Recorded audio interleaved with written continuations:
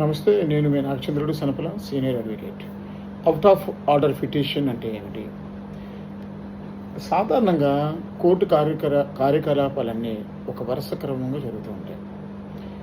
అయితే ఒక కేసులో వాదికి లేదా ప్రతివాదికి ఏదైనా అత్యవసరం అయినప్పుడు, లేదా ఒక పని వెంటనే చేయకపోతే వాదికి లేదా ప్రతివాదికి తీవ్ర నష్టం జరుగుతుంది అని భావించినప్పుడు ఆ సమస్యపై వెంటనే వాది లేదా ప్రతివాది తరపున వాదన కోర్టులో వినిపించడానికి ఈ అవుట్ ఆఫ్ ఆర్డర్ని వాది లేదా ప్రతివాది లాయర్ గారు ఫైల్ చేస్తారు.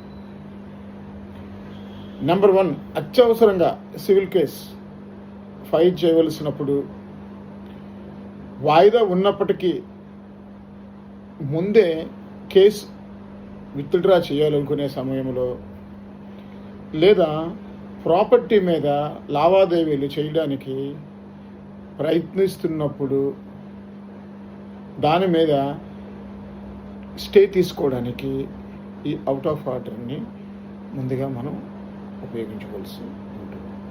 తస్మాత్ జాగ్రత్త.